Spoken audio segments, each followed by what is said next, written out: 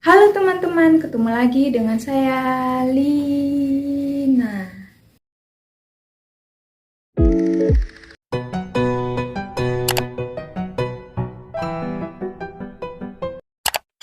Mengapa hanya Sodam yang terbangun dan 5 lainnya tertidur dalam MV Doksa?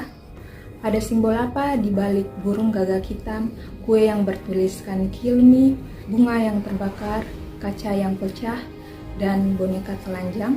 Mari kita kupas musik video Doksa Secret Number di sini. Oke guys, sebelumnya saya minta maaf kalau umpamanya ada backsound yang agak mengganggu di kuping kalian karena di luar lagi hujan, jadi ya mohon maaf ya, mohon dimaklumi juga. Jadi oke, kita langsung bahas ke teorinya.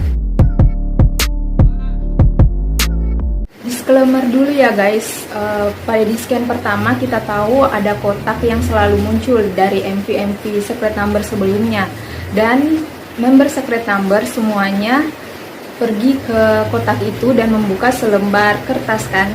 Itu kita akan bahas di akhir video. Kenapa? Kamu akan mengerti kalau menyimak penjelasan teori Doksa Secret Number ini sampai akhir.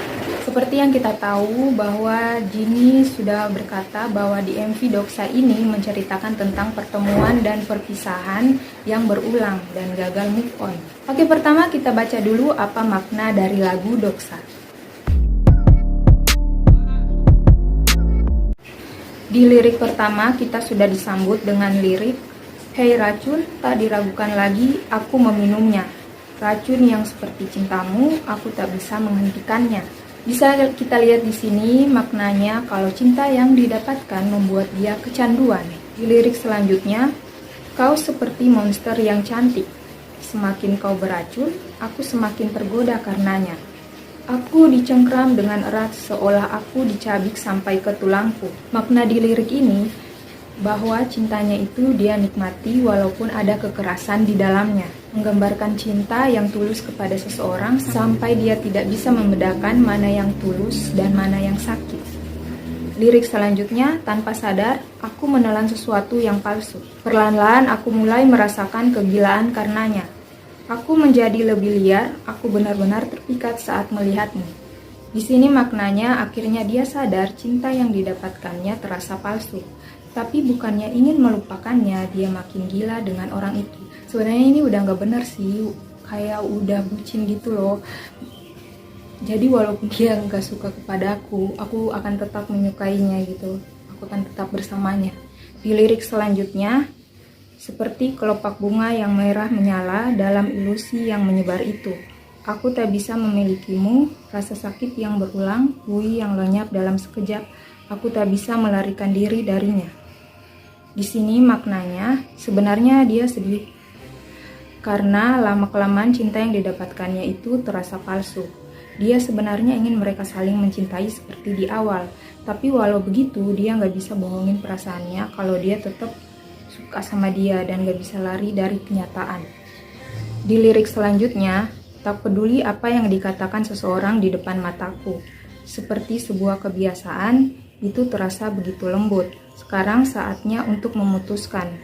Aku hancur karena dirimu dan menjadi semakin membutuhkanmu." Di gabungan dua part lirik ini, kita bisa mengambil maknanya kalau dia sampai tidak mendengarkan orang di sekitarnya, walau dia hancur karena cintanya itu. Di lirik selanjutnya, "Antara kebenaran dan kebohongan, ketulusan mulai menjauh. Aku tak bisa melepaskan diri darinya." Maknanya di sini dia sudah tidak tahu mana yang benar dan salah, atau tindakannya itu udah benar atau salah. Tapi intinya dia tetap sayang sama pacarnya ini. Oke, setelah kita lihat makna dari lagu Doksa, kita bisa menyimpulkan ini adalah kisah percintaan yang toksik atau toxic relationship.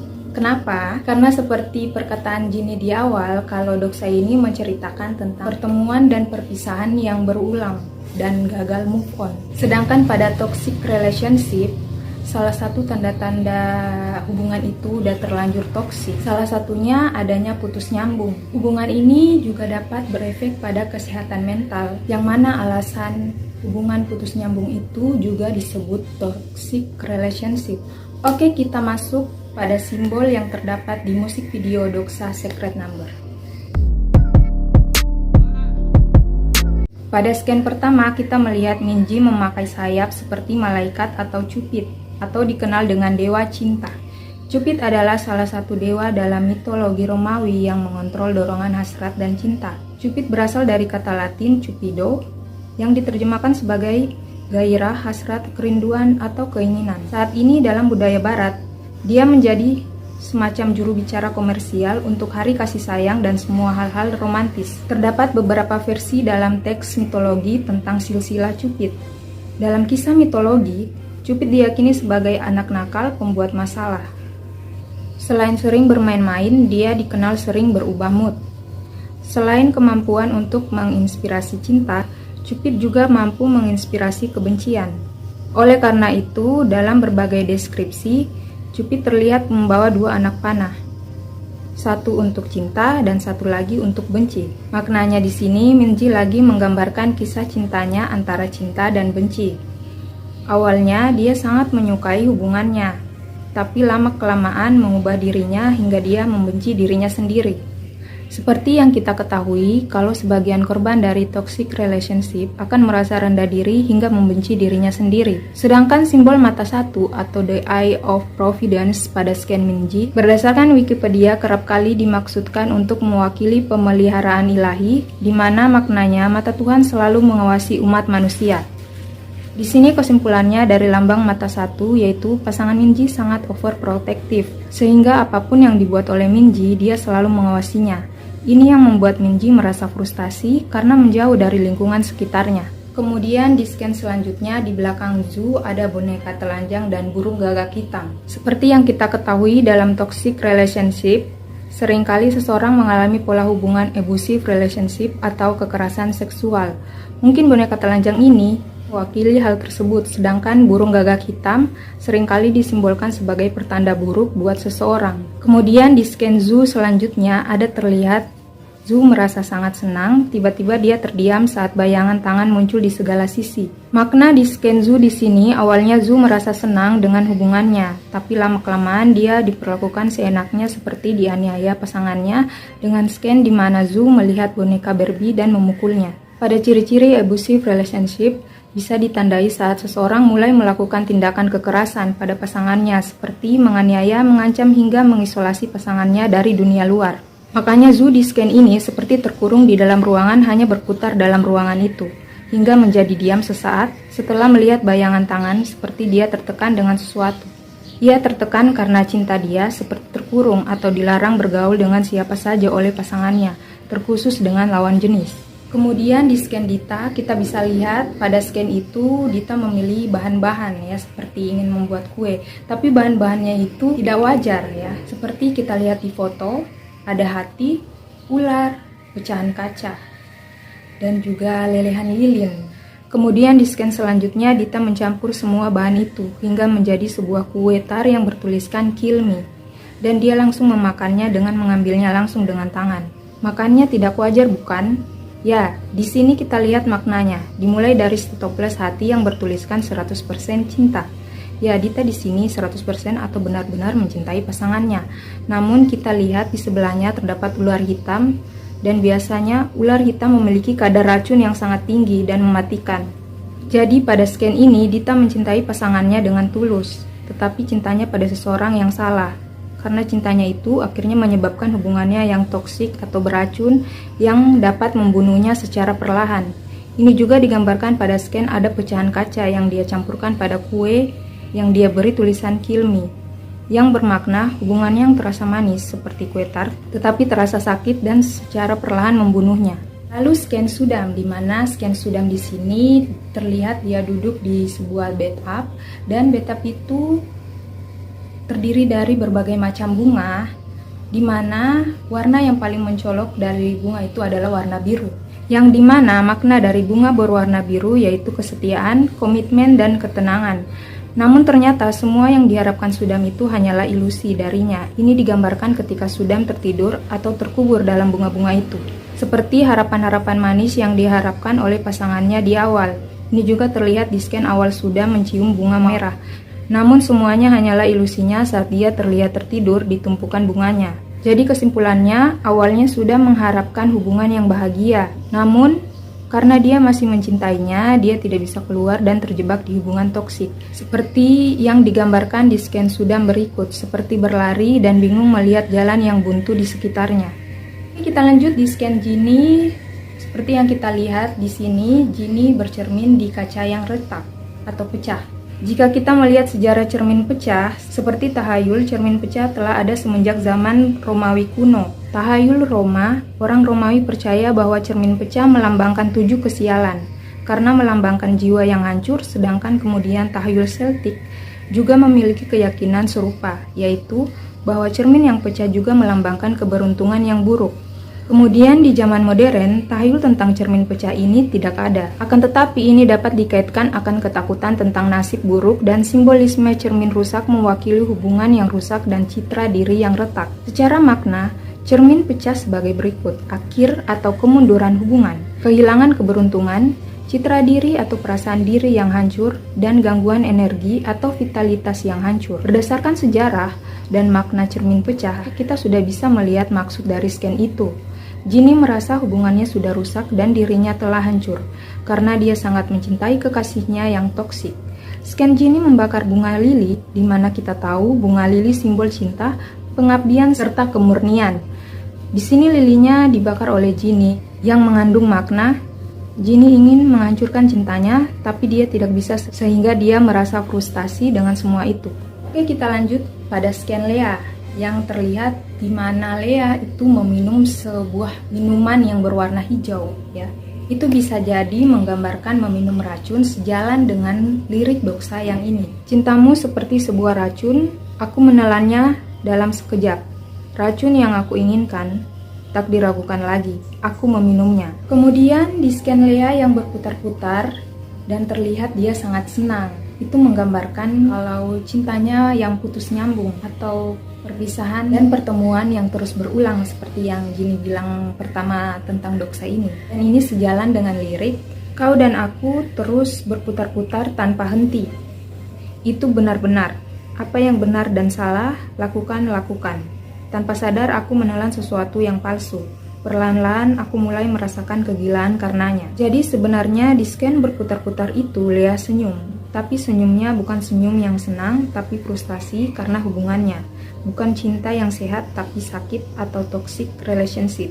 Jadi dia tersenyum seperti orang gila atau frustasi. Oke, kita tahu bahwa di scan musik video Doksa ada scan di mana Sudam dan Dita meremas sebuah bunga berwarna merah, ya. Terus abis itu di scan Genie tiba-tiba melihat kaca yang retak, tiba-tiba ada zoo di situ. Itu mempunyai arti, bahwa arti bunga merah secara merujuk pada kasih sayang, cinta, dan kekaguman. Sehingga ketika bunga itu diremas dan dihancurkan, artinya kasih sayang, cinta yang didapatkan itu telah tiada oleh orang yang dia cintai. Juga merujuk pada kaca yang pecah dipakai Genie dan Zoo. Adanya mitos cermin pecah atau rusak merupakan simbolisme dari hubungan yang rusak dan citra diri yang retak. Terus kenapa ada scan di mana Sudam menjadi Dita, Minji menjadi Sudam, Genie menjadi Minji, Genie menjadi Zoo. Pokoknya kayak mereka perannya terganti-ganti kan. Seperti yang kita ketahui bahwa dalam toxic relationship, hubungan yang tidak sehat, kamu akan merasa bahwa salah satu pasanganmu mengontrol hidupmu, mulai dari berpakaian hingga hubungan pertemananmu. Itu membuat dirimu kehilangan jati dirimu yang sebenarnya dan merasa menjadi orang lain. Toxic relationship ini dapat dikategorikan dalam banyak hal, mulai kekerasan fisik, emosional, verbal, hingga seksual. Toxic relationship sendiri merupakan hal yang merugikan dan memberikan dampak buruk seperti konflik batin, kecemasan, trauma, hingga depresi. Nah, inilah yang digambarkan dalam MV Doksa. Berdasarkan pandangan dari psikolog klinik dewasa Tara Deathorse, dia menggambarkan toxic relationship seperti ular berbisa, yaitu gigitan ular itu memberi racun ke kita, terus kita terima racunnya ke dalam tubuh kita. Padahal seharusnya ketika ular menggigit, kita bisa melakukan sesuatu, biar itu tidak mempengaruhi tubuh kita. Ini sejalan dengan MV Doxa yang memilih simbol ular berbisa. Intinya di musik video Doxa Secret Number berada di hubungan yang toksik. Sampai putus nyambung, dia sangat menyukai kekasihnya sampai tidak menjadi dirinya sendiri. Dan terjebak dalam trauma bonding yang dapat membuat korban merasa kehilangan dirinya sendiri. Mereka merasa kepribadiannya telah berubah drastis hingga tidak mengenali dirinya sendiri. Korban juga merasa tidak lagi terhubung dengan orang-orang yang dulunya dekat dengan mereka. Sebab salah satu ciri khas toxic relationship adalah pelaku mengisolasi korban dari dunia luar. Hal ini dilakukan untuk menciptakan ketergantungan korban terhadap pelaku. Dengan begitu, meskipun korban sudah sadar, mereka tidak bisa lari karena merasa tidak punya siapa-siapa lagi selain pelaku, yang membuat hubungan mereka itu putus nyambung dan berada di titik berbahaya, yaitu toxic relationship. Lalu apa hubungan dengan MV Comeback Secret Number sebelumnya? Itu terletak di kotaknya. Urutannya sebenarnya dimulai di MV Like It, di mana di sana mereka diberi sebuah kunci, kemudian ditugaskan untuk mengambil sebuah kotak di MV Dom Cita. Terus di MV Tap, Sudam bermimpi telah membuka kotaknya, tapi sebenarnya mereka belum membuka kotaknya. Karena teledornya sudah menjatuhkan kuncinya, sehingga di MV Doxa kotak itu masih tertutup. Sebenarnya Secret Number ada yang mengawasi mereka. Tidakkah kalian curiga dengan orang yang memberi kunci Secret Number di Like It? Apa kunci itu benar sebuah hadiah dari bermain judi atau hanya jebakan untuk Secret Number agar dikendalikan oleh orang tersebut dan bisa saja salah satu dari mereka menjadi suruhannya? Dan saya curiga dengan Sudam. Kenapa Sudam? Karena dari awal munculnya kotak itu, Sudam itu seperti pemeran utama di musik video comeback sebelumnya, dan Doxa di sini juga, gitu kan. Dia tuh kayak pemeran utama yang ada di musik video itu. Jadi di sini Sudam menyamar sebagai kawan mereka, atau bisa jadi Sudam di sini adalah villain, seperti yang terdapat di lirik Doxa, yaitu monster cantik. Ada kata seperti monster cantik di sini. Bukti lain ada yang mengendalikan mereka, yaitu ada teka-teki di MV Doxa yang mereka lihat dari sebuah kertas, ya, dimana kertas itu bertuliskan, "Kami mengundangmu. Kami harap kamu mempunyai waktu yang baik untuk malam ini. Ketika aku pergi ke atas tangga, aku bertemu dengan wanita yang tidak ada di sana. Wanita tersebut tidak ada lagi di sana hari ini. Aku harap dia akan pergi. Aku mendengar apa yang kamu katakan. Kepada siapa aku berbicara sekarang? Menurut kalian siapa yang membuat teka-teki berbahasa Inggris itu? Menurutku yang menulisnya atau yang mengetiknya, ya, itu adalah orang yang mengawasi mereka selama ini. Mungkin saja simbol mata satu bukan merujuk pada scan ninja saja, tapi merujuk pada orang yang mengawasi mereka atau yang mengendalikan Secret Number selama ini. Kemudian mereka disuruh mencari atau menebak orang yang dimaksudkan dalam teka-tekinya. Di sini sebenarnya mereka harus mencurigai Sudam, tapi sayangnya Secret Number belum menyadari akan hal itu.